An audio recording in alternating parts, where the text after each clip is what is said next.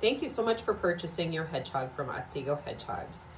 This is a handling video that I want to share with you, and it would have been something we would have taught you face to face, but due to COVID-19 and trying to keep your family and my family safe, we're going to do this through a video instead. I'm going to hand the phone over to my daughter here, Brady, who's helping me.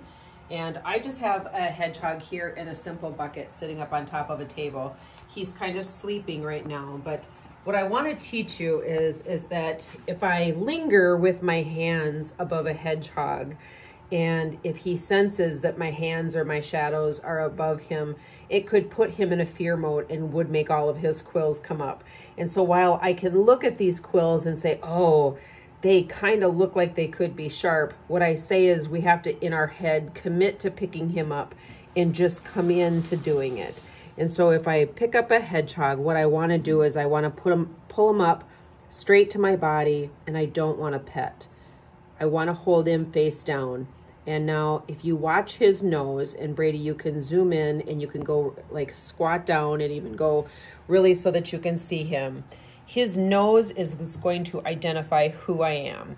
His nose is going to do what our eyes do for us, and it helps him not to even go into a defensive mode. And so if I want to help him, I'm going to start petting him from below on his soft fur.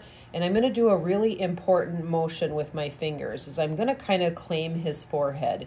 It's their most vulnerable place is their forehead. And if I can gain access to his face by touching his face and kind of just making this really swoop over his face, he doesn't go into a defensive mode, and he puts all of his quills back. And at that point, he says, you can flip me over, you can pet my tummy, and I never felt like you were a predator.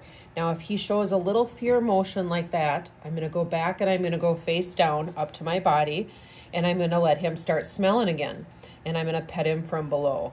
These couple steps that we can do every time we pick up a hedgehog can make them not feel like we're predators and that they don't have to defend themselves.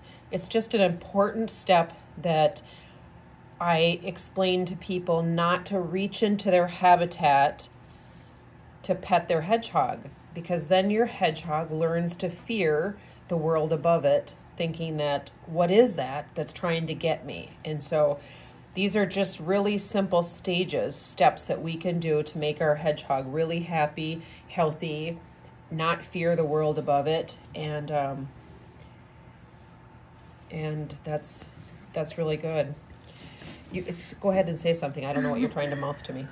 Add what you want to say. Also, another thing you can do when picking up your hedgehog is to scoop a little bit of bedding underneath. Oh, absolutely. If you're worried about these quills, that's a really good thing to say. If you're worried about quills, you can always grab some of the bedding. Brady is 15 now, but she was really young when we first got our first one, and that was a trick she would always do, is she would grab some of the bedding and then kind of drop it off and go all the way down to the skit, and that's totally fine as well. And it helps best when they're sleeping and they're all curled up in a ball and they might look a little spiky, or if they're a little scared, that's the best way to pick them up. Is just take a little extra bedding with you. Yep, absolutely.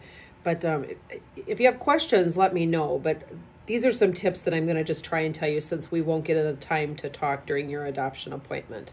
Thanks for watching. Bye. Bye. Bye.